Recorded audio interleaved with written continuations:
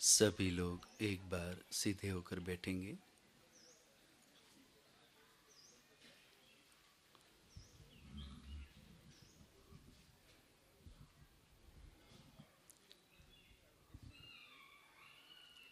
नेत्रों को कोमलता से बंद कर लें।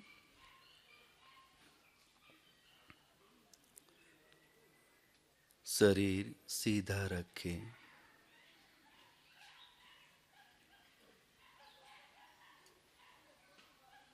शारीरिक, वाचनिक, मानसिक क्रियाओं को रोकने का प्रयत्न करें।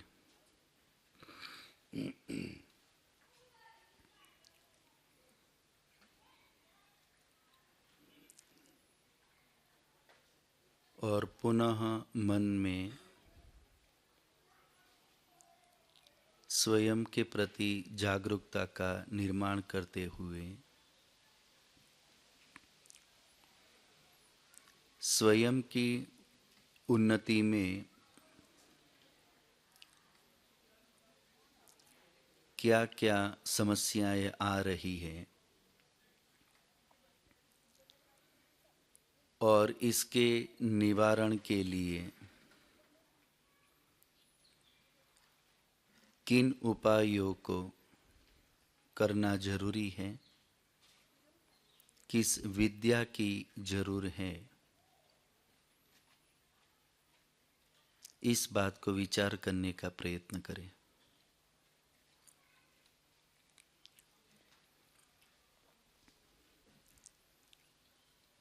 इस विद्या का जीवन में है और इसके अभाव में जो जीवन बाधित रहता है, उलझा हुआ रहता है, उसे समझने के लिए मन को तत्पर करें। उस विषय पर मन को एकाग्र करें।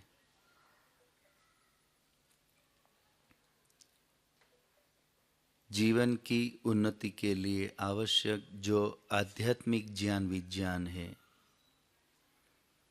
वो मुझे यथावत प्राप्त हो, इस हेतु इस समग्र सृष्टि का रचयिता, ज्ञान स्वरूप, पवित्र स्वरूप, दयालु स्वरूप कि जो अभी हर समय इसी समय मेरे साथ जुड़े हुए हैं, उस प्रभु को स्मरण करके प्रार्थना, याचना, कामना करें कि आपकी परम कृपा से मुझे मेरी जीवन की उन्नति के लिए आवश्यक ज्ञान विज्ञान शीघ्रता से प्राप्त हो, यथावत प्राप्त हो। इस भावना को रखते हुए प्रभु को स्मरण करें।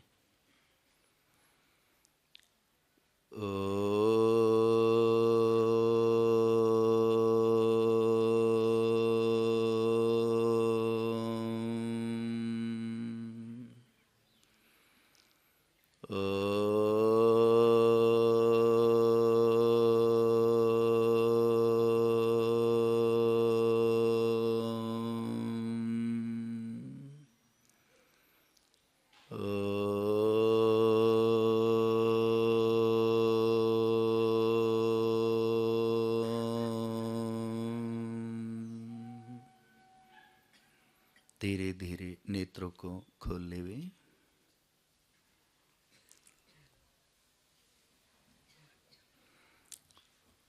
सरल आध्यात्मिक जीवन विज्ञान शिविर में आप सभी का पुनः हार्दिक स्वागत है।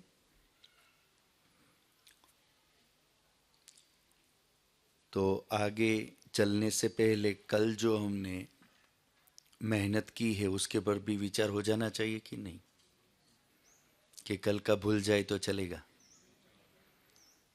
और कल का विषय ही मुख्य था हमारा, तो होमवर्क लिया जाए। होमवर्क लिया जाए या ना लिया जाए आपसे? आप कहेंगे बच्चों का तो अलग बात है, आप हमें कहाँ फंसा रहे हो।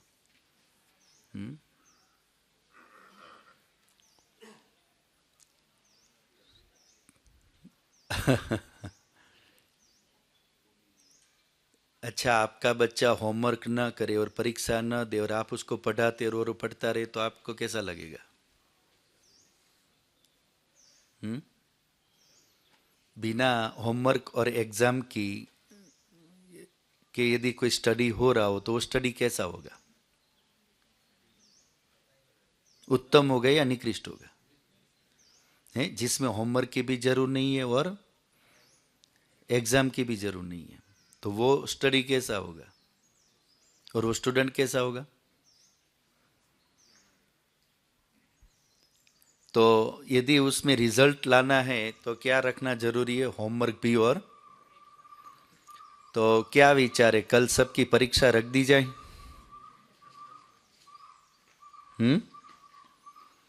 कल एक टेस्ट रख दी जाए? हैं?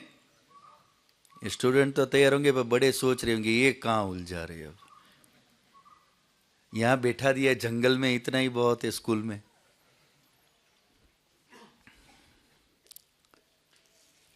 तो कल का होमवर्क क्या है? कल क्या सीखा, क्या समझा हमने, क्या जाना, कौन बताएगा? कल के बाद की आवृत्ति, कल हमने क्या सीखा, क्या जाना? और यदि आप क्रमशः बताएंगे तो और अच्छा है, पूरा बताएंगे तो वो और भी अच्छा है। तो कल का कौन बताना चाहेगा? या जितना आपको याद है, जो याद है आप बता सकते हैं, हाथ ऊपर करके। कल क्या पढ़ा, क्या सीखा, क्या समझा? कोई भी नहीं देना चाह रहा होमवर्क? पीछे माताजी साहस कर रहे। हाँ जी माताजी।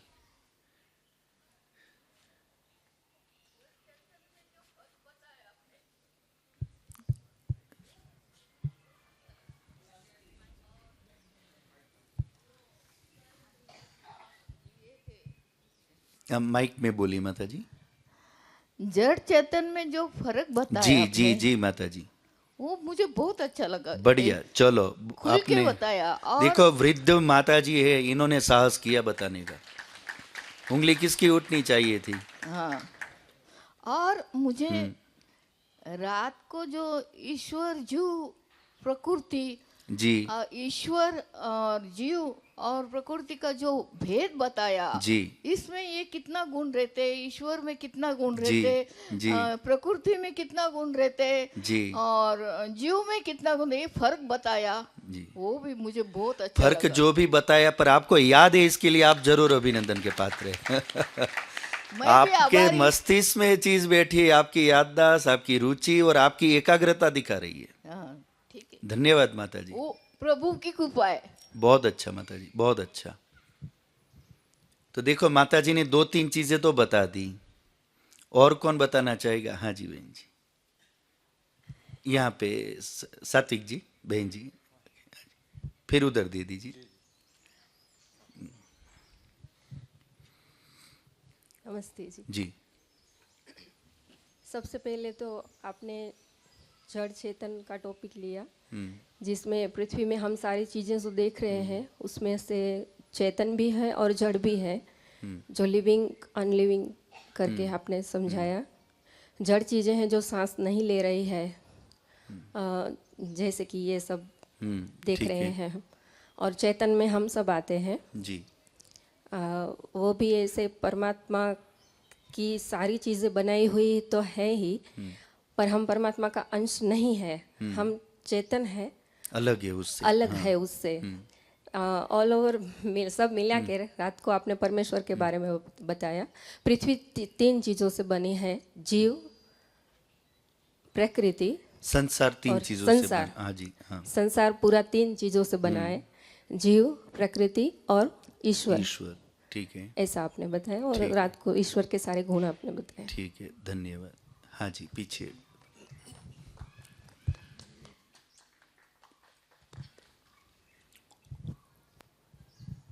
नमस्ते।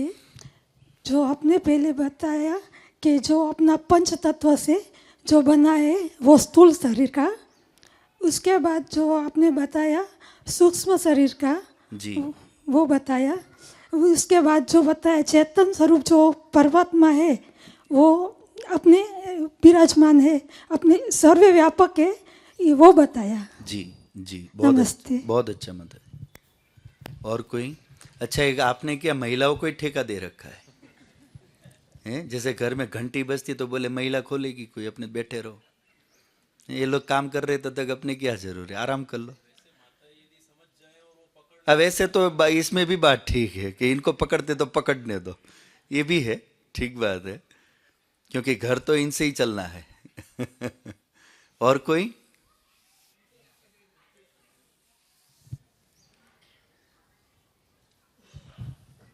नमस्ते जी। जी, कल आपने शुरुआत सुबह पशुता के बारे में बताया, बढ़िया, बहुत अच्छा। फिर जीव हमारे बारे में कि हम में पशुता जैसे गुण हैं, बढ़िया, फिर आपने जड़ के बारे में शुरुआत की, ठीक है। फिर संध्या के काल में आपने हमें ये सूर्य चंद्र कैसे बने, किसने बनाया, बिग बैंग थियरी बताई, फिर शाम को आपने ईश्वर का परिचय दिया कि वो कौन है, ठीक है, फिर बस। बढ़िया, बहुत अच्छा, थैंक यू। बहुत अच्छा।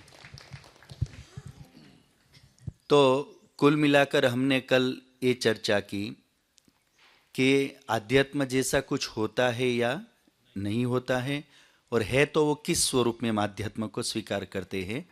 तो हमने देखा कि दो चीज़ें होती है, चिन्ह और आचरण, लक्षण और आचरण। तो किसको हमने आध्यात्म के रूप में स्वीकार किया? आचरण को। आध्यात्म का, धर्म का संबंध किसके साथ है? आचरण के साथ। फिर हमने विचार किया कि हम मनुष्य शरीर में क्यों रहना चाहते हैं, अन्य किसी शरीर में क्यों नहीं जाना चाहते। तो इसका क्या उत्तर आया था? यहाँ पे क्या सुविधा है? बुद्धि की, क्योंकि जीवन में उन्नति चाहिए, हमें अवसर चाहिए, और वो बुद्धि के बिना संभव नहीं है। वो अवसर वहाँ नहीं है, कई चीज़ें हमसे विशेष वहाँ है, पर फिर भी क्या नहीं है? बुद्धि नहीं है, वो यहाँ है। और बुद्धि का मुख्य काम क्या है? सत्य और असत्य का निर्णय करना, भेद करना। तो यदि सत्य असत्य का और बुद्धि हम सबके पास यदि है, तो हम एक किससे पता चलेगा कि हम बुद्धि वाले? उतना हम क्या कर रहे होंगे? सत्य और असत्य का भेद, उससे पता चलेगा। तो फिर हमने विचार किया कि क्या हम सत्य असत्य का भेद जितना करना चाहिए वो कर रहे कि नहीं कर रहे। तो उत्तर क्या आया था? नहीं करे। तो जहां जहां नहीं कर रहे वहां हमारे जीवन में क्या भाग दिखने को मिलेगा? पशुता वाला। तो जहां किया है उतने में हम शुद्ध होंगे, उतने में मानव स्वभाव के होंगे, शांति भी होगी हमें भी और हमसे दूसरे को भी। अन्य दूसरा जगह जो है हमारा जीवन, वो पूरा क्या होगा? वहां पे पशुता वाला भाग रहेगा। और जितनी पशुता हम में रहेगी उतना जीवन कैसा रहेगा? दुखमय, स्वयं भी और दूसरों को भी दुख देंगे। इसलिए किसका दूर होना जरूरी है हम में से? पशुता का। फिर आगे हमने विचार किया कि हमारा वास्तविक स्वरूप क्या है। तो जो लौकिक हमारी पहचान है वो वास्तविक पहचान है या इससे भिन्न? कौन सी है ये हमारी पहचान? भिन्न वाली है। क्या है वो पहचान हमारी? क्या है हम? चेतन। और क्या लक्षण आए चेतन के? चेतन में क्या लक्षण आए कल? इच्छा, द्वेष, प्रयत्न, सुख, दुख और ज्ञान। तो ये 6 लक्षण जहां भी चेतन होगा वहां पे मिलेंगे। तो ये लक्षण हम में भी घट रहे और अन्यों में भी घट रहे। तो जहां जहां घट रहे सारे कैसे हैं? चेतन है। और चेतन का स्वरूप कैसा होगा? 1 फीट का, 2 फीट का, 8 फीट का, कितने कैसे स्वरूप वाला है? ये सूक्ष्म स्वरूप वाला है और निराकार है और सूक्ष्म स्वरूप है, बहुत ही सूक्ष्म, जिसकी हम कल्पना नहीं कर सकते, उतना सूक्ष्म है। तो हम सब कैसे स्वरूप वाले हैं? लगता है ऐसा अभी कि लगता है पूरा 6 फीट का, 5 फीट का पूरा हूं, या लंबा चौड़ा। पर ये क्या है? हमारी वास्तविक पहचान नहीं। है तो गाड़ी है। ड्राइवर बड़ा होता है या गाड़ी बड़ी होती है? गाड़ी तो बड़ी होती है, ड्राइवर तो छोटा ही होता है। ड्राइवर तो छोटे, तो ड्राइवर तो छोटा ही है, हम तो छोटे ही है। तो बॉडी हमारी गाड़ी है, गाड़ी बड़ी लग रही है हमें, ठीक है। पर कई बार होता है आदमी गाड़ी को भी अपना ही मान लेता है स्वरूप। स्क्रैच गाड़ी पे आया है पर पड़ता किधर है? वो डिफरेंस ही नहीं कर पाता। उतना तादात्म्य हो जाता है हमारा। ऐसा ही अभी क्या है, गाड़ी के साथ ड्राइवर पूरा अटैच हो गया है, इसलिए गाड़ी लगती है मैं हूं। तो उसके बाद हमने देखा कि ये तो लिविंग का हुआ, ऐसे ही जो नॉन लिविंग है उसका स्वरूप कैसा है, तो वो किन चीजों से बना है? सत्व रज तम से बना है। उसमें पहली प्रोडक्ट कौन सी थी उसकी? पहले क्या बना? महत्त्व, बुद्धि, उसके बाद अहंकार, फिर अहंकार से 16 पदार्थ। क्या क्या? 5 तन्मात्राएं, 5 ज्ञानेन्द्रिया, 5 कर्मेंद्रिया और 1 मन। ये 16 चीज बनी। किससे? अहंकार से। तो ये 18, 16 ये अहंकार और मन बुद्धि मिला के कितने हो गए? इसको क्या कहते हैं पूरे को? सूक्ष्म शरीर। ये हमारा सूक्ष्म शरीर हो गया। तो फिर ये जो हमारा शरीर है किस चीज से बना? क्रम से बोल दो एक बार फटाफट। ये शरीर किससे बना? माता पिता के रजवीर्य से। वो कैसे बने? भोजन से। भोजन किससे बना? वनस्पति किससे बनी? भूमि से। पंचमहाभूत से। तो पंचमहाभूत किससे बना? पंच तन मात्राओं से। तो ये पूरी श्रृंखला हो गई सत्रजतम से यहां तक की। सत्रजतम किससे बने? सत्रजतम किससे? ये सारा उससे बना, तो वो किससे बने? कारण का कोई कारण नहीं होता, वो किसी से नहीं बने हैं, वो अनादि है, वो नित्य है, वो किसी से बनते नहीं, उससे सब कुछ बनता है। उसके बाद हमने देखा कि जब हम रचना को, सृष्टि को देखते हैं तो सृष्टि के अंदर हमें लिविंग नॉन लिविंग दो ही चीज हमारे सामने जो प्रत्यक्ष आ रही थी। तो हमने देखा कि रचना एक तो है जो हमने कर रखी है, और दूसरी वो है जो रचना तो है पर हमने की नहीं है और हम कर सकते भी। तो फिर हमने विचार किया कि किसने की होगी? किसी तीसरे ने। यानी पहले देखा नॉन लिविंग ने, पर नॉन लिविंग भी उससे पॉसिबिलिटी कौन सी वाली थी? एक्सीडेंटल। पर ये एक्सीडेंटल पॉसिबल नहीं है, और विचार करके वो कर सकता, और उसका जो स्वभाव है, कैरेक्टर है, वो कैसा है? रिवर्स का है या फॉरवर्ड का है? रिवर्स जाने का है। इससे पता चला इससे भी संभव। तो अब इसके लिए कोई तीसरा तो जरूर होना, और वो तीसरा कौन निकला? वो है तीसरी सत्ता, ईश्वर। तो इस सृष्टि को रचना करने के लिए ईश्वर चाहिए। किस बात के आधार पर निर्णय हुआ? रचना। तो रचना में क्या ऐसा आपने देखा जिससे आपको इसका अनुमान करना पड़ा? व्यवस्था देखी। दूसरा, ये रचना के अंदर व्यवस्था, और ये बनना, बनाना, ये किसी के बस का, और इसको बनाने के लिए चेतन होना जरूरी है, ज्ञान बहुत होना जरूरी है, बल बहुत होना जरूरी है, और जिसके पास ऐसा होगा उसका सर्वव्यापक होना जरूरी है। सर्वव्यापक होगा तो निराकार होना भी, तो एक के बाद एक खुलता चला जाएगा, वो गुण उसमें होने चाहिए। और ये जो कुछ ताम झाम ये मेला खड़ा हो रखा है, ये पूरे यूनिवर्स के रूप में मेला चल रहा है ना, तो ये मेले का आनंद कौन ले रहा है? 3 है, 3 में से कौन ले रहा है? ये तो मेला किसके लिए खड़ा किया गया है? हमारे लिए है। प्रकृति खुद ले नहीं। अब मेले में जो आपके जो चकडोल होता है, तो वो अपने लिए होता है या दूसरे को आनंद करने के लिए? वो घूम तो रहा है, पर उसको क्या फर्क पड़ना है? तो पूरा मेला है, प्रकृति के लिए भी नहीं है और ईश्वर को जरूर नहीं है। तो रह गए तीसरे कौन? छोटे चेतन। तो बच्चों को ही तो मेला चाहिए ना, मेले में किसको चाहिए? तो बच्चे हम ही हैं। तो ये मेला किसके लिए है? सारा हमारे लिए है। तो कुल मिलाकर के ये 3 सत्ताओं का अस्तित्व, और इस संसार के अंदर इस प्रकार पूरी सृष्टि हमारी काम कर रही है। तो ये तो हमारा कल का विषय। याद रखोगे कि नहीं रखोगे? है, ये तीनों चीज दिमाग में बैठ जानी चाहिए, और बिल्कुल सरल है। इसको आपस में इसीलिए कहता हूं चर्चा करा करो। जब भी खाली बैठे हो तो आपस में थोड़ी चर्चा करो तो पक्का हो जाएगा। फिर घर जाके तो कुछ नहीं करने वाले। अभी मौका है, इसलिए मोबाइल भी अभी भगवान की दया से साथ दे रहा है हमारा। पता नहीं वाईफाई ने फिर काम बिगाड़ा तो अलग बात है। तो अभी इसका आपस में जब भी फ्री होते हो, शेयर बाजार और ये सब मत करो, अभी इन्हीं चीजों को करो, इसके डिस्कस में ही रहो, तो इससे ज्यादा लाभ होगा। तो ये कुल मिलाकर के कल का जो हम चिंतन था, आज फिर हम आगे थोड़ा और एक नया विषय चिंतन लेने का प्रारंभ करेंगे। तो कल हम बात कर रहे थे कि हम सबका ये जो डिफरेंस है, एक जैसे होते हुए, एक जैसी इच्छा होते हुए भी हम सबके जीवन में जो ये ऊंच नीच देखने को मिल रही है, ये किस कारण से है हमने माना? पुरुषार्थ और कर्म। पुरुषार्थ मतलब पुरुषार्थ रूप में किया गया कर्म। तो ये जो कर्म है उसके कारण हम ये सारी ऊंच नीच मान रहे हैं। ये अपने आप हो रही है, कोई कर रहा है? कौन कर रहा है? वो अकाउंटेंट। और वो अकाउंटेंट कौन है? हमारा ईश्वर। सारा ये मैनेज कर रहा है। तो सारा खेल किस आधार पे चल रहा है? कर्मों के आधार पे। बात समझ में आ रही है? वो भी हमारा चाहे अच्छा कर रहा है बुरा कर रहा है, किस आधार पे कर रहा है? कर्म के आधार पे। तो वो हमें कब साथ देगा, कब नहीं देगा? कर्म के ऊपर। यदि हमें उसका बेनिफिट लेना है तो कर्म भी कैसे चाहिए? उसके अनुकूल। और यदि उससे बचना है, उसके करंट से बचना है, उसके दंड से बचना है, तो हमें यह भी पता होना चाहिए अच्छा क्या है और बुरा क्या है। कर्म का पता होना जरूरी है, क्योंकि सारा ताम झाम तो एक कर्म के ऊपर ही चलना है।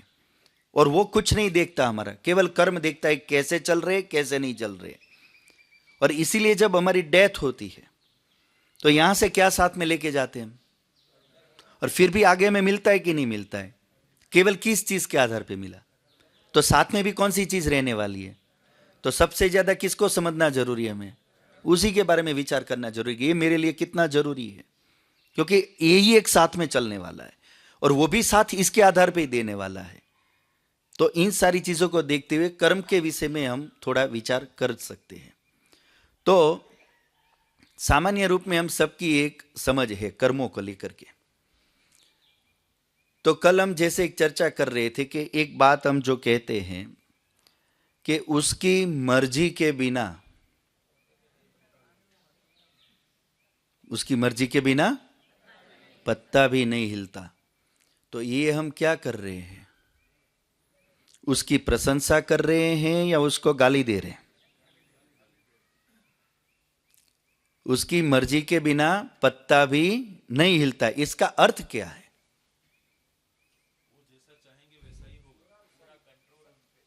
पूरा कंट्रोल। मतलब एक पत्ता भी यदि हिल रहा है तो किसके कंट्रोल में है? ईश्वर के। यदि हिल रहा है तो भी उसके कंट्रोल में, और नहीं हिल रहा है तो भी वो किसके कंट्रोल में?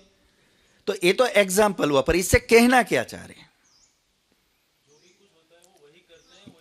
वही करता है और वही कराता है। अर्थ क्या निकला इससे? इससे मैसेज ये देना चाह रहे हैं, संसार में जहां भी जो भी कुछ हो रहा है ये किसकी मर्जी से हो रहा है? ईश्वर की मर्जी से हो रहा है। एक चोर कहीं चोरी कर रहा है, पाकिस्तान में आतंकवाद चल रहा है, अल्लाह हाँ, वैसे तो अल्लाह नहीं खड़ा कर रखा है खड़ा तो अल्लाह नहीं कर रखा है।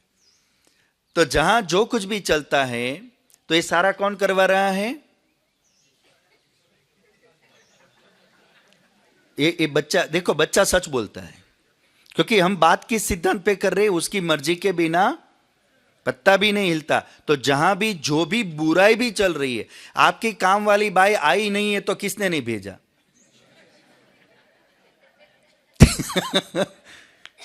किसने नहीं भेजा? और आप किसको डांटते हो? ये आपको क्योंकि पता नहीं है नियम। बोलते तो हो पर उसके अनुसार फिर करते नहीं हो।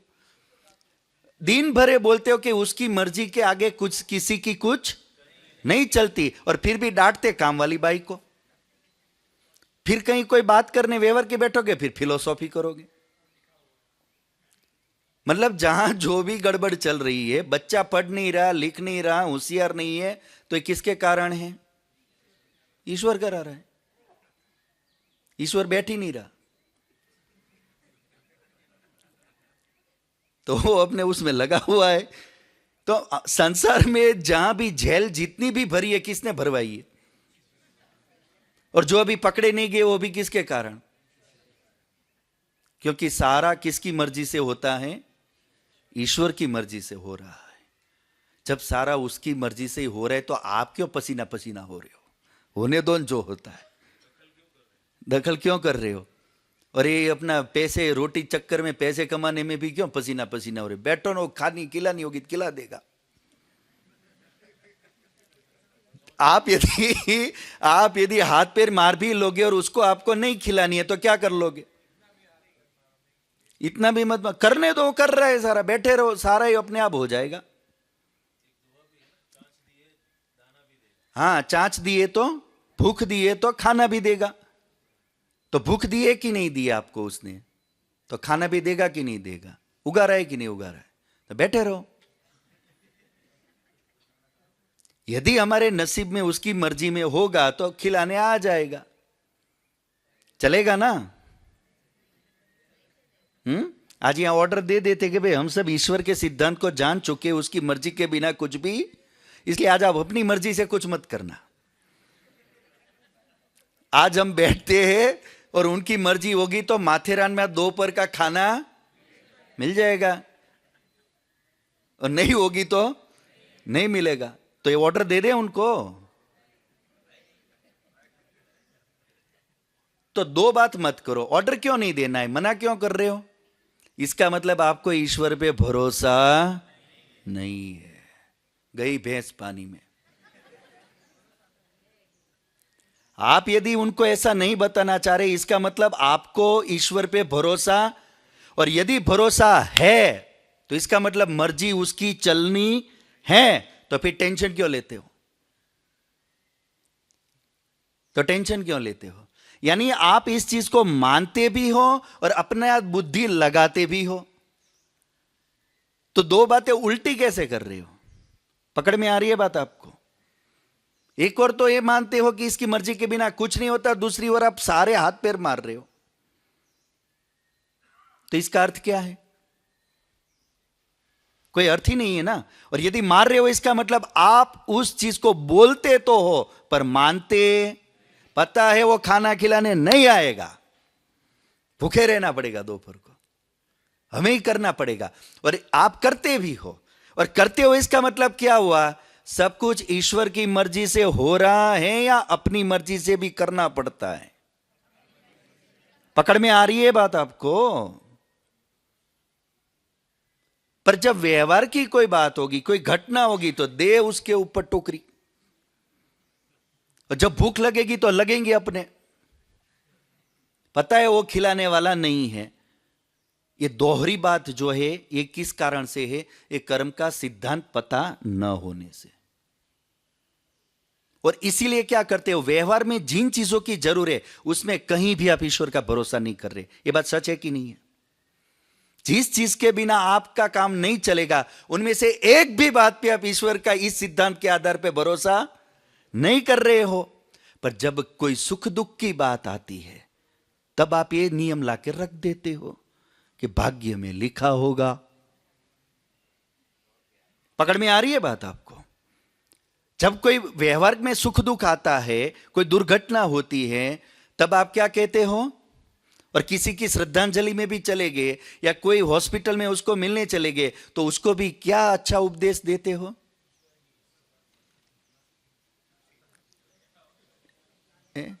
कि उसकी मर्जी के आगे तो क्या कर सकते हैं, वो एने जे गई मुई करू,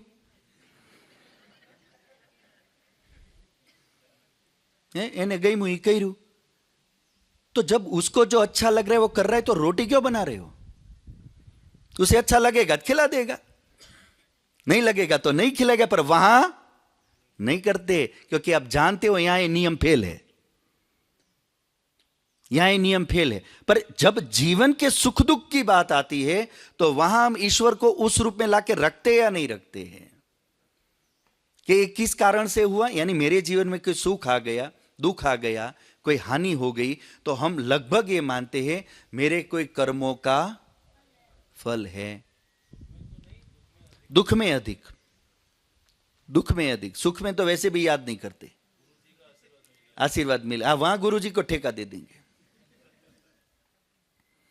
तो हम व्यवहार के अंदर ये दो दोहरापन कि एक और हर सुख दुख को हम उसकी मर्जी का मानते हैं, और दूसरी ओर जो सुख दुख प्रत्यक्ष है उससे बचने के लिए पूरी ताकत भी लगाते, और वो लगाते तो हम उससे बचते भी है, और नहीं लगाएंगे तो पता है उसकी मर्जी पे रहे तो मर जाएंगे। तो वहां हम ये नहीं करते हैं। तो ये विचारने की बात है ऐसा क्यों हो रहा है। तो पहले ये विचारो कि ये जो हम समझते हैं कि जीवन में जो भी सुख दुख आते हैं वो कर्म का फल है, एक चीज तो ये है। ऐसा हम क्यों मान लेते हैं?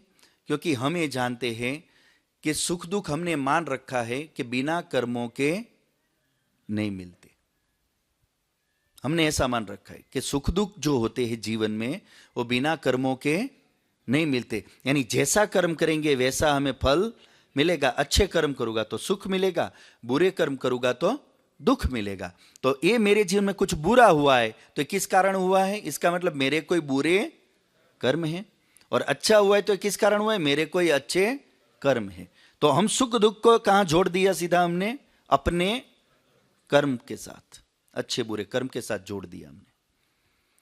पर ये जो नियम बता, अब यहां विचार यहां ये करना है, हम जो ये समझते हैं कि जीवन में जो भी सुख दुख आते हैं, जो भी सुख दुख आते वो कर्म का फल है, एक बात।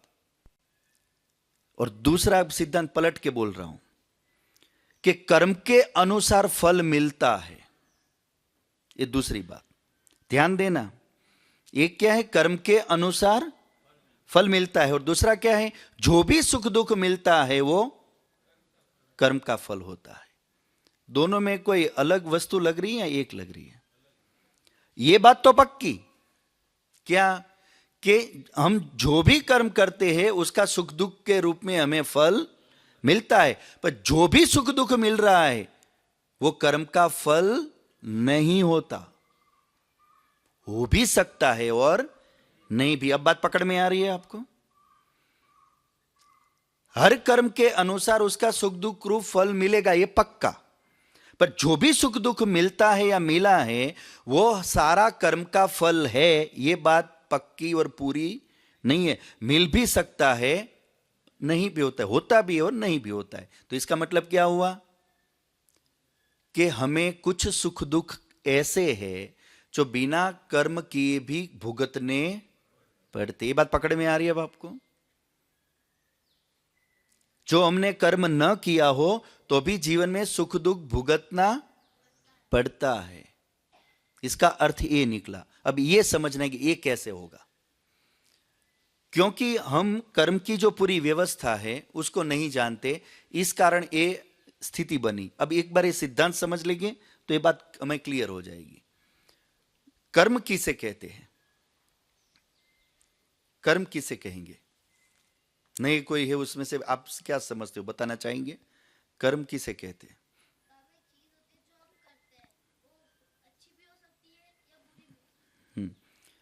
वो कर्म का स्वरूप बेटा प्रकार हो गया, पर कर्म किसे कहते हैं? कर्म की व्याख्या क्या करेंगे?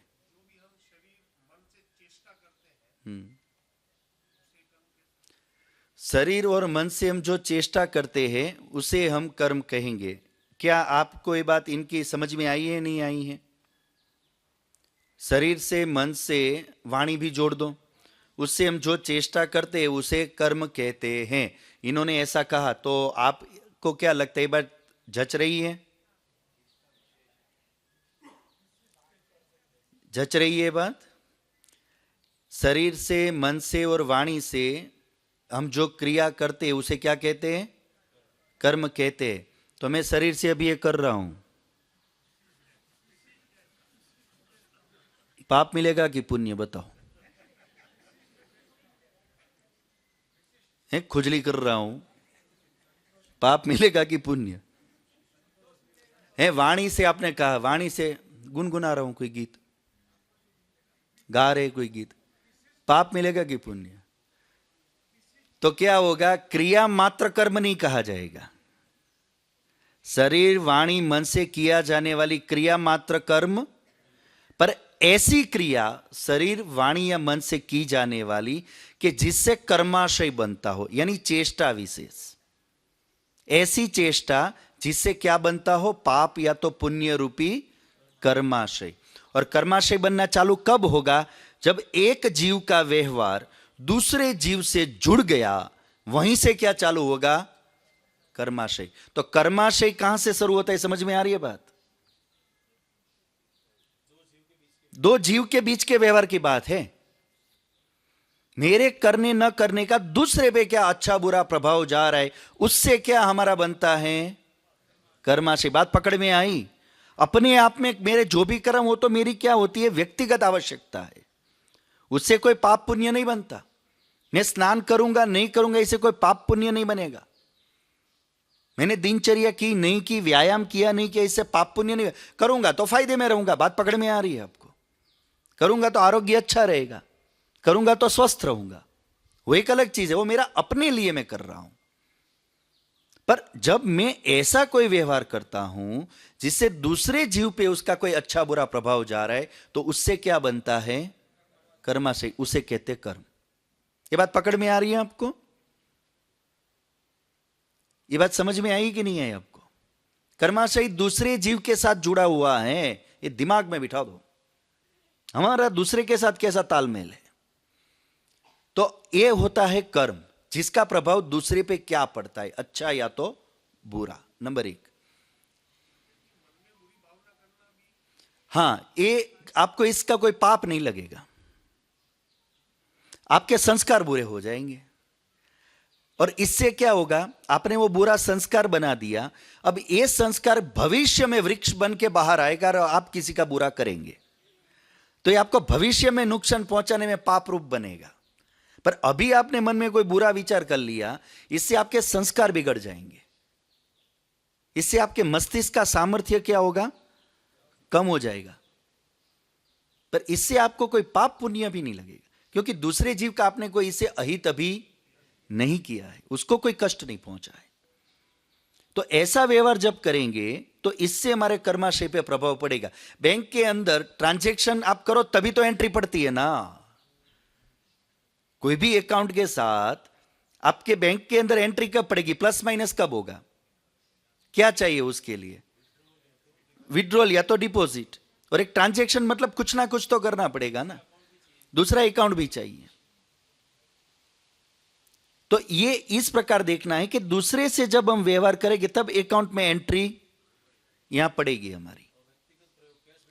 कैश विड्रॉल है, व्यक्तिगत कैश विड्रॉल है, वो तो अपने लिए कर लिया हमने, तो उसकी एंट्री तो पड़ी है, पर उसका फायदा किसको रहा है? उससे आपका दूसरे के साथ तो कोई कनेक्शन नहीं बना ना, पर आपको दूसरे से करना होगा, तो वहां भी तो एक ट्रांजैक्शन करते हैं, उसके अकाउंट में ट्रांसफर करेंगे या तो उसके अकाउंट से हमारे उसमें, ये पूरा चलता है। मैं अभी आऊंगा उस पर। तो अभी इतना समझो कि कर्म क्या होता है, कि कर्म यही है कि हम जो भी ऐसे ही व्यवहार करेंगे वाणी से या वाणी से या तो शरीर से, कि जिससे दूसरे को कोई कष्ट पहुंचेगा, तो वो क्या है? कर्म। ठीक है, एक बात। अब हमने विचार किया कि भाई, हमने देखा कि भाई सारे सुख दुख है वो कर्म का फल मानेंगे तो गड़बड़ हो रही है। सारे सुख दुख हम कर्म का फल मानेंगे तो क्या गड़बड़ हो रही है? व्यवहार नहीं बन पा रहा है, क्योंकि उसमें कोई चोर आके भी हमें नुकसान कर रहा है, कोई आके हमें गाली दे रहा है, कोई हमारा बैंक अकाउंट में से मान लो फ्रॉड करके पूरा पैसा निकाल रहा है। तो ये सारा यदि हम कर्म का फल मानेंगे तो हमें उसको दंड देना चाहिए या नहीं देना चाहिए? नहीं देना चाहिए ना, क्योंकि इसने किस कारण किया ऐसा? उस बेचारे को थोड़ी कोई शौक था, वो तो ईश्वर ने करवाया ना, कि भाई जा भाई उधर हिसाब क्लियर कर। तो वो तो ईश्वर की इच्छा से आया था, बल्कि उसका तो रिस्पेक्ट करना चाहिए। आया हो तो इसको ये भी कहना चाहिए, बैठो, आयो तो खा पी के जाओ। आपके घर कोई ईएमआई लेने आता है, इंश्योरेंस वाला और ये सब जब प्रीमियम लेने आपके पास आते हैं, तो बिठा के चाय पानी नहीं पिलाते हैं। तो कोई आपका एक इंस्टॉलमेंट क्लियर करके जा रहा है, तो उसका तो रिस्पेक्ट करना चाहिए ना। पर उल्टा क्या करते हो? डंडा लेके पीछे पड़ जाते हो। ईश्वर के नियम की धज्जियां उड़ा रहे हो कि नहीं आप? पर व्यवहार चलेगा क्या? नहीं चलेगा, क्योंकि आपको पता है ये गलत है और ये इसके कारण जो सुख दुख हुआ है इसके लिए मेरा कर्मा से जिम्मेदार नहीं है। जिम्मेदार कौन है? सामने वाला। बात पकड़ में आ रही है आपको? यानी मुझे जो भी सुख दुख मिल रहे हैं वो सारे मेरे कर्मों के कारण नहीं है। कई सुख दुख मुझे किस कारण मिलते हैं? दूसरों के कारण। ये बात पकड़ में आ रही है?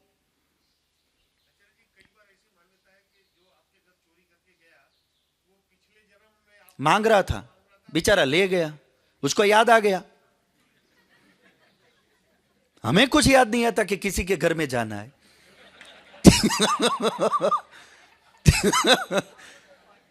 हमें याद नहीं आ रहा है कि हमें भी तो कहीं हिसाब क्लियर करना होगा। पता नहीं हमारे वहां सारे क्लियर कर जाते हैं। पर हमें ऐसा एक आध चीज भी याद आ जाए तो काम हो जाए।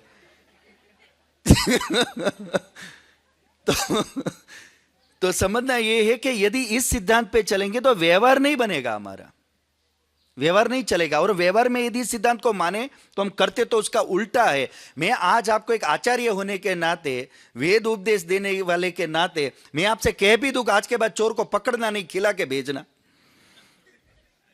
फिर भी करोगे क्या? इसका मतलब देखो आपको सारा पता है। ये बात सुनने में चाहे कितनी भी अच्छी हो, करने जैसी यही सत्य है कि सारे सुख दुख होते हैं वो कोई कर्मों के फल नहीं है, दूसरों के कारण भी हमें होते हैं। बात पकड़ में आ रही है आपको?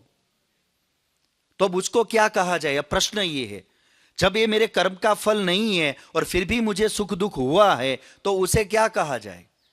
तो इसे कहते कर्म का परिणाम।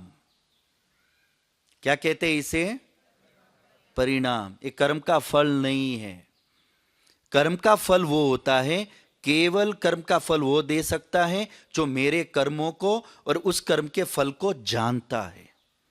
और वो केवल कौन जानता है? ईश्वर। तो कर्म का फल तो केवल कौन देता है? ईश्वर देता है। इसके अतिरिक्त जो मुझे सुख दुख मिल रहे हैं वो क्या है? कर्म का फल नहीं है, पर क्या है? कर्म का परिणाम। परिणाम का मतलब क्या होता है कि कोई व्यक्ति जो भी क्रिया होगी, कोई एक क्रिया हो रही तो उसका कोई कारण होगा, उसका क्या होगा? परिणाम होगा। आपने गैस के ऊपर पानी रखा तो आग क्या है? पानी का उबलना। ये क्या है? परिणाम। उसका क्रिया, ये उसका क्या है? परिणाम। ये परिणाम किस कारण से आया? नीचे आग रखने के कारण। तो आग रखने पर उसका परिणाम आता है कि नहीं आता है? तो बिल्कुल ऐसा ही है, क्योंकि हम जिस संसार में रहते हैं, जिस यूनिवर्स में रहते हैं, वहां भौतिक शास्त्र के, रसायन शास्त्र के भी तो अपने अपने नियम है, कार्य परिणाम के, कारण परिणाम के। बात पकड़ में आ रही है आपको? उन नियमों के अनुसार यहां जो क्रियाएं होगी उसका यहां जो भी आएगा वो क्या कहा जाएगा? परिणाम। आपने पानी गर्म किया, यह भी तो एक कर्म है, पर आप उसको कर्म मानते हो या एक परिणाम मानते हो? अग्नि पे रखना और गर्म होना, ये क्या है? परिणाम है। तो यहां जो भी घटनाएं घटती है वो सारी क्या होती है? कर्म के परिणाम है। तो हमें दूसरा व्यक्ति जो है या हम भी जो है, हमसे एक चीज और जुड़ी हुई है, ये स्पष्ट होनी चाहिए। आपको क्या लगता है, कर्म करने में हम स्वतंत्र हैं या परतंत्र हैं?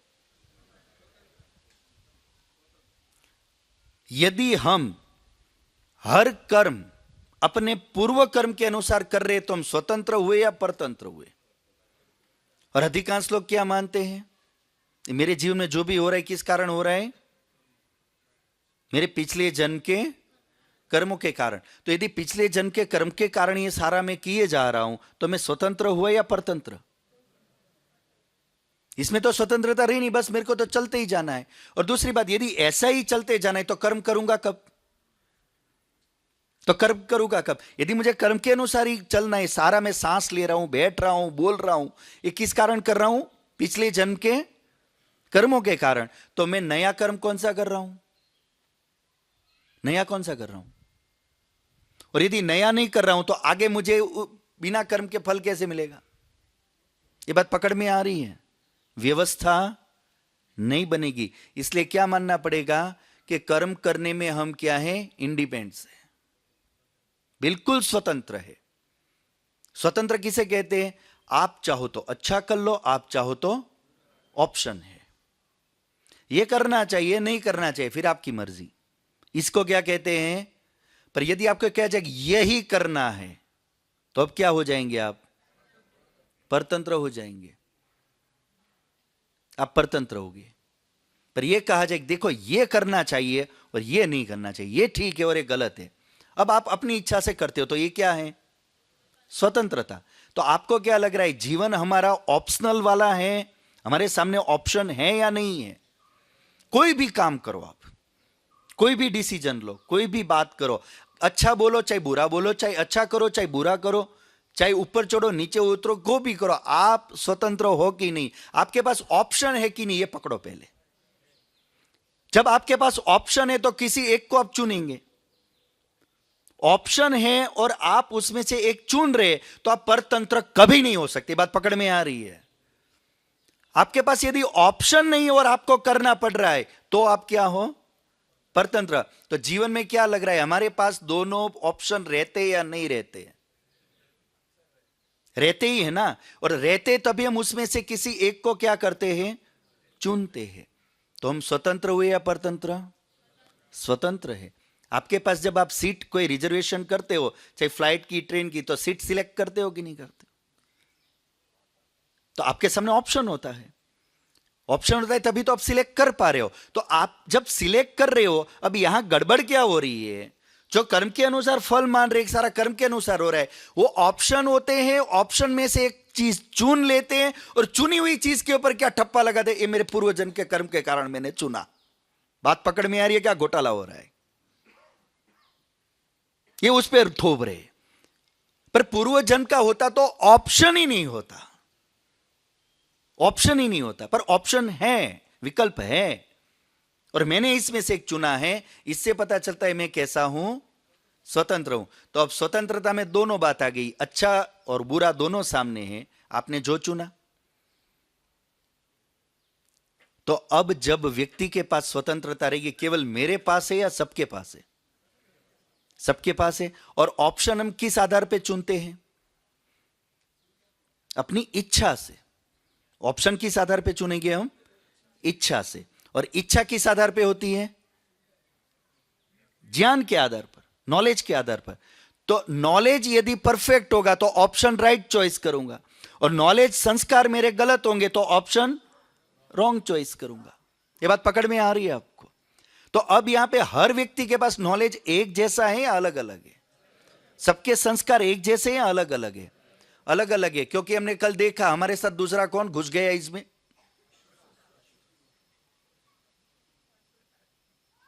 तो जिसके अंदर पशु का सॉफ्टवेयर जितना होगा, तो वह उसको जहां ऑप्शन मिलेगा तो कौन सा वाला चुनेगा? पशुता वाला ही तो चुनेगा। वो सही चुनेगा या गलत चुनेगा? वो गलत ही चुनेगा। और जब गलत चुना तो गलत चुनकर गलत करेगा, तो उसका प्रभाव दूसरे के ऊपर अच्छा पड़ेगा या बुरा?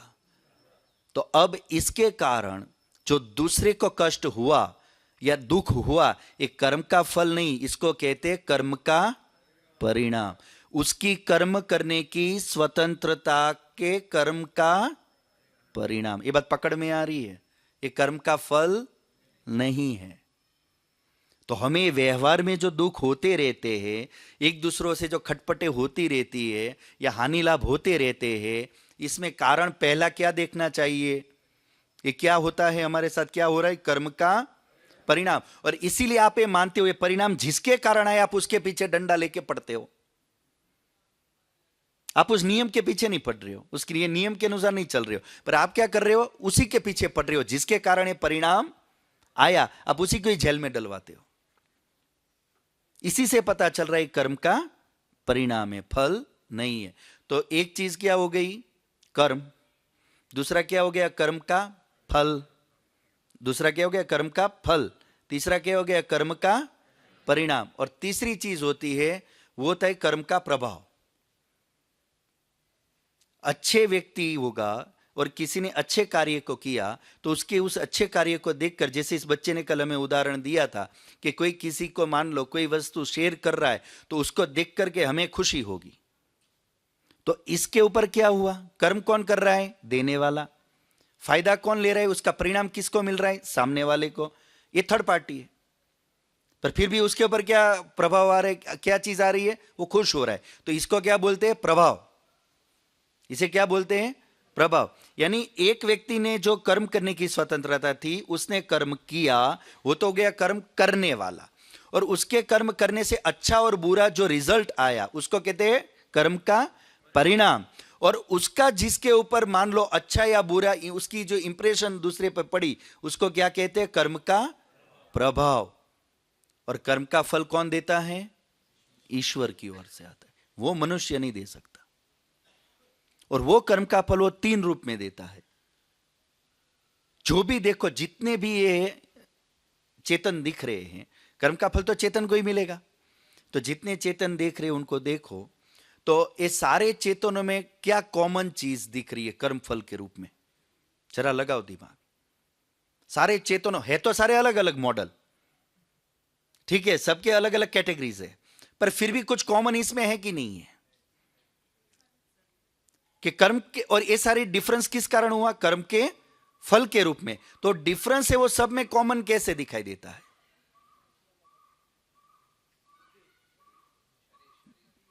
शरीर मॉडल ही अलग हो गया। तो इसका मतलब कर्म फल जो होता है, वो कर्म का फल एक किस रूप में मिलता है, मॉडल चेंज होते रहते हैं। समझ में आ रही बात, क्योंकि एक को ये, एक को ये, दूसरे को ये, तीसरे को ये, सबको अलग अलग जो शरीर मिले हैं, तो किस कारण मिले हैं, कर्म के अनुसार। तो कर्म का फल एक किस रूप में आ रहा है, शरीर के रूप में, मॉडल के रूप में। जाति उसको क्या बोलते हैं, एक मनुष्य जाति, एक पशु जाति, एक पक्षी जाति, अलग अलग जाति जो है। तो ये कर्म का फल किस रूप में दिखता है हमें, शरीर के रूप में, जाति के रूप में। अब शरीर जहां जिसको जैसा भी मिला होगा, तो शरीर तो सबको मिल गया। मान लो कुत्ते बन गए, दो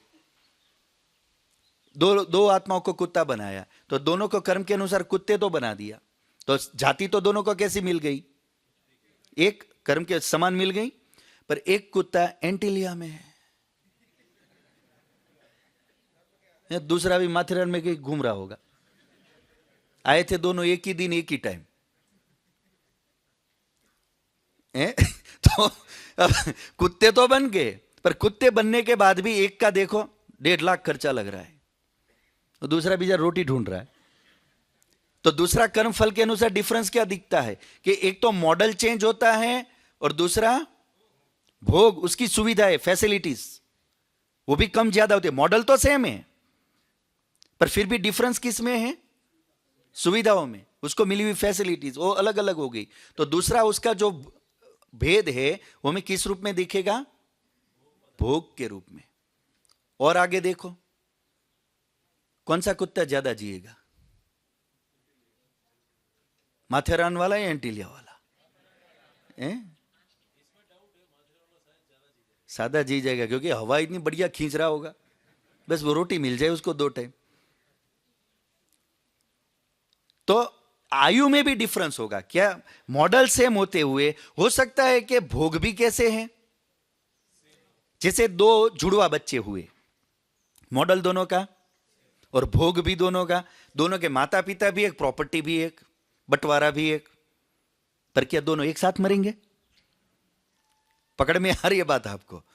यानी मॉडल भी सेम मिल गया, सुविधा भी सेम मिल गई, पर फिर भी आयु अलग अलग हो गई। तो तीसरा डिफरेंस कर्मफल के अनुसार क्या आएगा, आपकी जो आयु है वो अलग अलग रहेगी। अब इसमें एक बात और क्लियर कर लो, कुछ लोग क्या मानते हैं, सांस फिक्स है, यानी ऊपर से ईश्वर ने लिख दिया कि 1 करोड़ सांस खींचेगा, तो ये प्राणायाम वाले तो पहले ही निकल जाएंगे ना।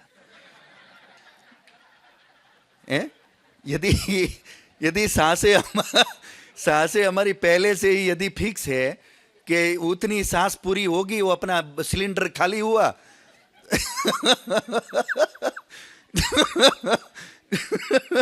और ये निकल लिया, तो सांस यदि फिक्स होगी तो घोटाला हो जाएगा, प्राणायाम बंद करने पड़ेंगे। और ये माथेरान चढ़ के सांस ज्यादा खींची या कम खींची, तो इतनी तो आयु घटा लिया आपने। अरे ज्यादा सांस खींचने पर ऑक्सीजन ज्यादा जाती है, आयु ऑक्सीजन ज्यादा जाए तो घटेगी या बढ़ेगी, अरे बढ़ती है। तो सांसें फिक्स नहीं होती। सांसें कब फिक्स होती है? जब आपको जीवन अलॉट कर दिया गया। पर फिर आप कर्म करने में क्या बताया? तो अब आप जैसे खाते हो, उठते हो, बैठते हो, पहनते हो, पीते हो, उससे अब उस आयु को आप क्या कर दोगे? बढ़ा भी सकते हो और घटा भी सकते हो। ये बात पकड़ में आई? जैसे कंपनी ने गाड़ी बना करके आपको एक मॉडल दे दिया और एक वारंटी देता है कि नहीं देता है, पर उसकी एवरेज भी बताते कि भाई 16-17 की देगी, और ये सब मॉडल में सेम ही होगी ना एवरेज का। पर फिर भी क्या होगा? सबकी गाड़ी 1 महीने बाद देखो तो सेम एवरेज देगी, किसी की कम हो गई और किसी की। ये कैसे हुआ? कैसे उसने उसको ड्राइव किया? वो नया कर्म है। तो इसलिए क्या होता है, ये 3 चीजें कर्म फल के रूप में मिलेगी। जाति, बोलिए आप, जाति, आयु और भोग, इस 3 रूपों में हमें मिलेगा। तो ये 3 चीजें हमें समझनी है कि कर्म और कर्म के साथ 3 चीजें क्या क्या हो गई? कर्म का फल, कर्म का परिणाम और कर्म का। तो ये जितने भी जीवन में सुख दुख मिल रहे हो, कर्म का फल है या कर्म के परिणाम भी इसमें है? और ये परिणाम किसके कारण आ रहा है? अपने कारण भी आ सकता है या दूसरों के कारण। अब कोई विचार करेगा, किया उसने और भुगतना मुझे पड़ा। किया तो चलो ये तो ठीक है, समझ में आ गया कि दूसरों के कारण सुख दुख मिलता है, कर्म का। पर मैंने क्या बिगाड़ा था? भुगतना किसको पड़ा? एक आदमी मोबाइल में बात करते करते गाड़ी बढ़िया चला रहे और मार दी टक्कर आपको, निकल गया आप खाई। वो तो मजे ले रहा था, गाने सुन रहा था, और आपको डाल दिया खाई में। भुगतना किसे पड़ा? मजे कौन ले रहा था? उसके मजे के चक्कर में आपको कितना कष्ट उठाना पड़ा, दुख उठाना पड़ा। तो अब ये तो हमने कहा ये क्या है? कर्म का परिणाम है। तो परिणाम किसको भुगतना पड़ा? तो उसको तो कोई फायदा, उसको तो कोई घाटा हुआ ही नहीं, जबकि मिलना किसको चाहिए था? उसको। तो इसका ईश्वर क्या करता है? न्याय करता है। अब बात पकड़ में आ रही है?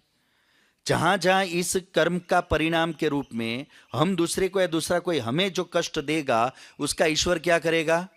न्याय करेगा। इसलिए उस ट्रक वाले को पहले आप क्या करते हो? कहां भेजते हो?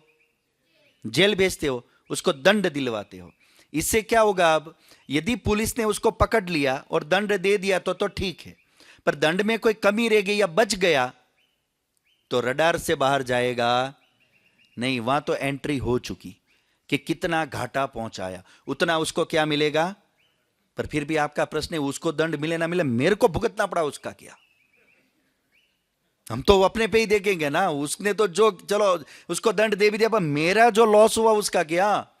आपकी ईश्वर क्षतिपूर्ति करेगा। ये बात पकड़ में आ रही है? क्या करेगा ईश्वर? क्षतिपूर्ति कर देगा।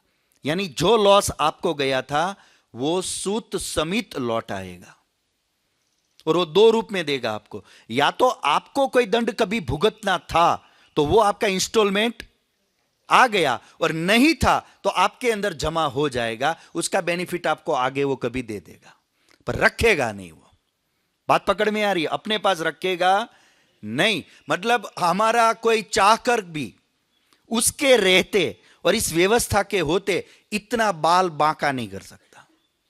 यह उसकी व्यवस्था।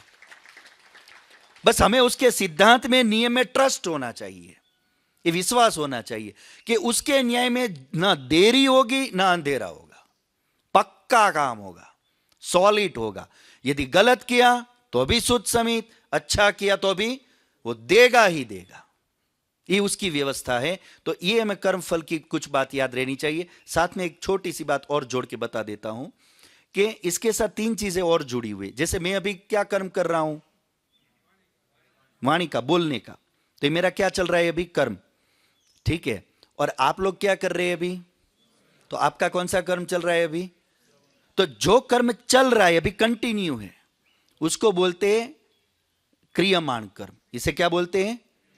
जो कर्म अभी चल रहा है उसको क्या बोलते हैं? क्रियमाण कर्म।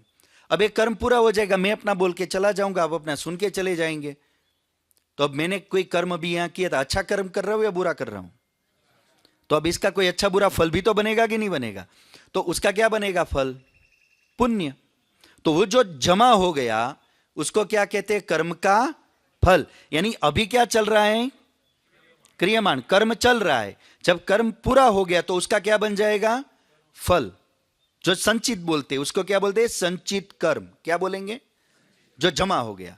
अब जब वहां अकाउंट में से आना चालू हो गया, विड्रॉल चालू हो गया, तो उसको क्या बोलेंगे? प्रारब्ध। जो फल मिलना चालू हो गया या जो फल मिला उसको क्या बोलेंगे? प्रारब्ध। तो ये तीन चीजें और है, कर्म, क्रियमाण कर्म, संचित कर्म और प्रारब्ध। तो प्रारब्ध समझ में आया? प्रारब्ध कहो, भाग्य कहो, तो प्रारब्ध ये होता है कि अच्छे बुरे कर्म का जो फल मिलना चालू हो जाए उसको बोलते हैं भाग्य या तो प्रारब्ध। तो ये चीजें इतनी इस कर्म फल के नियम के साथ जो 5-7 मिनट और ले लें। हाँ जी।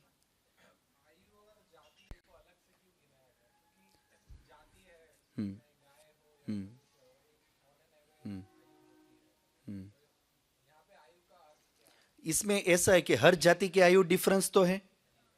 मनुष्य की अलग है, कछुए की अलग है, मच्छर की अलग है। तो जाति के हिसाब से आयु डिफरेंस तो एक आएगा, पर जाति मिल जाने पर भी आयु डिफरेंस एक होता है कॉमन डिफरेंस और एक होता है विशेष डिफरेंस। जैसे एक मनुष्य के रूप में जन्म मिला तो एवरेज आयु 100 ईयर्स है, पर मेरे कर्माशय पीछे के ऐसे है और मेरे को माता पिता से जो बॉडी मिला है वो 80 तक ही जाएगा। एवरेज आयु कितनी है? 100, पर मेरा कितना जा पाएगा? फिर भी 80। तो 80 क्यों गया जब 100 की एवरेज है? तो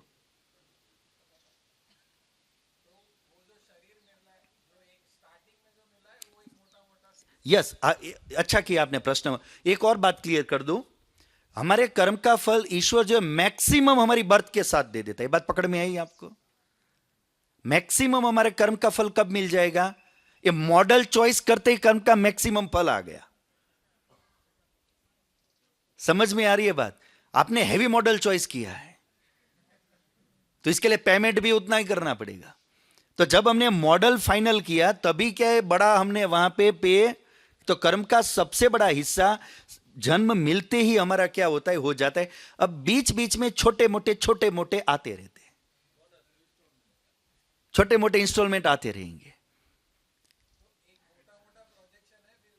यस यस, हाँ, उसके हिसाब से फिर एक, अभी हम जनरल बात कर रहे हैं, उसको आप जैसे अलग से करना समझना चाहते हैं उसके लिए फिर इस प्रकार समझना पड़ेगा, पर जनरली इसको इससे समझना चाहिए हमें। अब ये जो कर्मफल कर्माशय की हम बात कर रहे थे, मेरे दिमाग से एक बात थी चली गई, अभी कोई नहीं, पर कहने का मतलब ये है कर्म की ये दो व्यवस्था आपने समझ ली, ठीक है। अब तीसरी चीज ये समझने की है कि मनुष्य जन्म की कितने कर्मों से मिलेगा, मनुष्य जन्म कितने कर्मों से मिल सकता है। आगे कौन सा मॉडल चाहते हो, जो है या बदलना चाहते हो? अपग्रेड करना यानी जो है उसको भी वालकेश्वर मरमुरा नहीं जाना है ना, ठीक है तो ये मॉडल आगे भी हम अपग्रेड करना चाहते हैं, यानी है।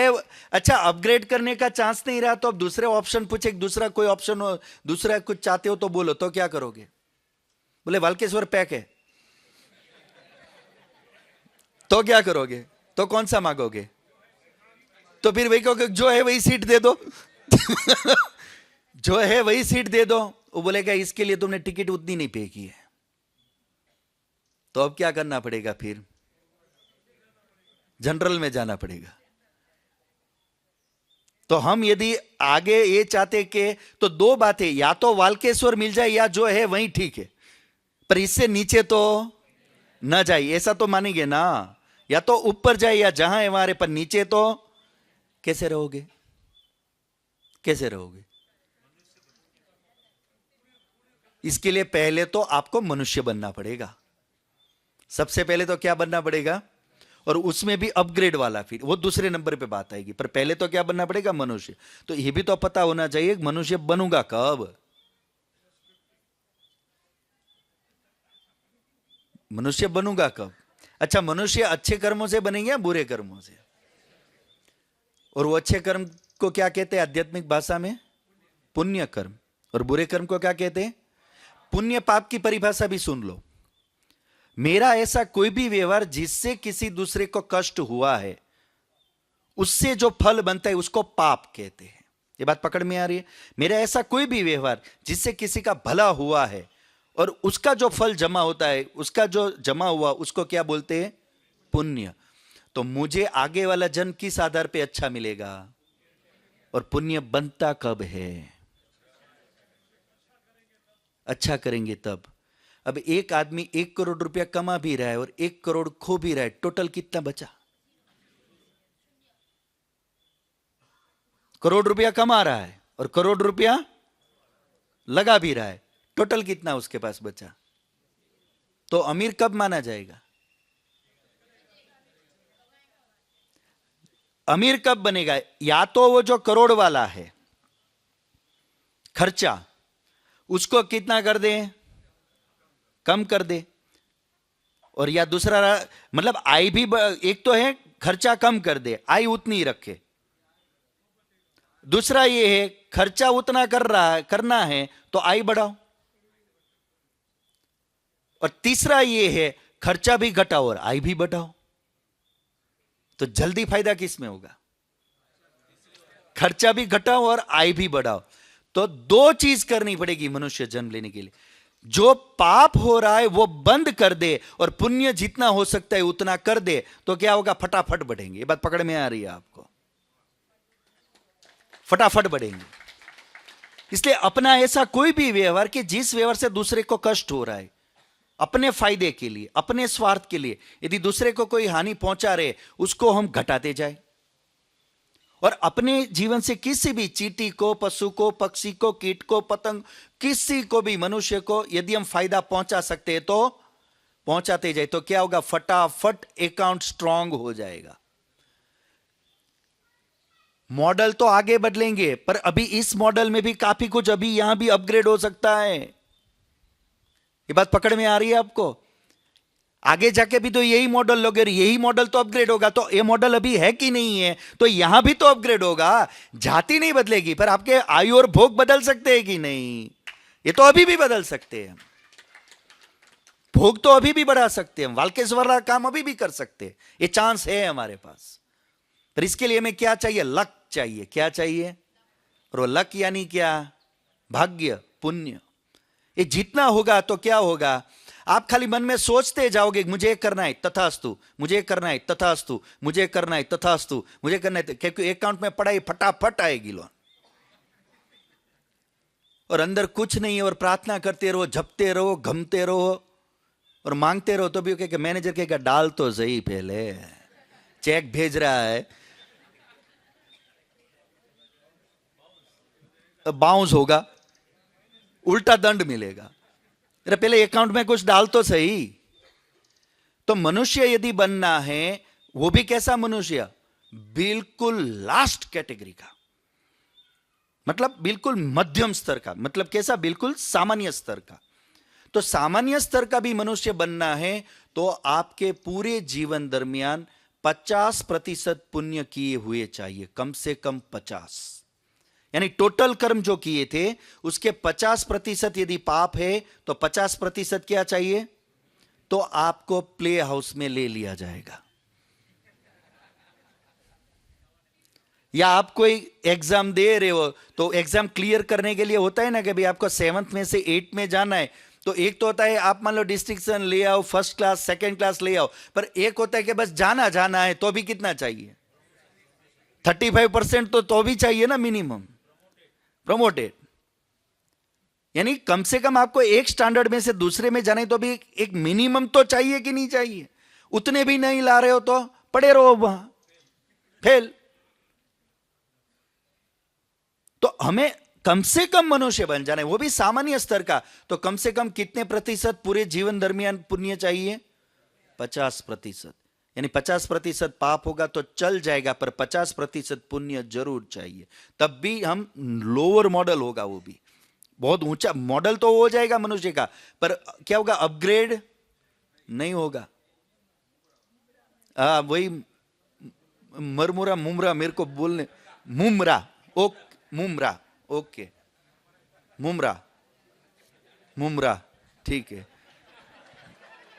मेरे को मुमरा, इन्होंने मेरे को अच्छे से होठ से सिखाया, ऐसे बोलो मुमरा। तो अब मेरे को याद रखना, क्योंकि अब भूल गया तो इनको अजीब लगेगा कि आचार्य जी को इतना नहीं आता। तो पर आपका धन्यवाद, मुझे मुमरा का पता ही नहीं था, धारावी का ही पता था, तो एक नया इसमें ऐड हो गया, नया डेटा आ गया। तो हमें 50% पुण्य यदि हमारे पास रहेंगे तो हमें क्या होगा, आगे मनुष्य का जन्म मिल सकता है। तो इस जीवन के दरमियान आपको क्या लग रहा है, हम पाप अधिक कर रहे हैं या पुण्य? पापी हो आप हैं?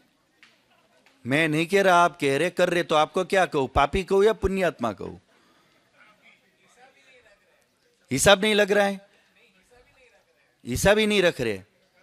तो चलो 15 मिनट लगाओ हिसाब और आओ हिसाब लगा के बात करते हैं, ठीक है? बैठो एक बार सीधा, ठीक है? एक बार सीधे बैठेंगे, 3 बार ओम का उच्चारण करेंगे।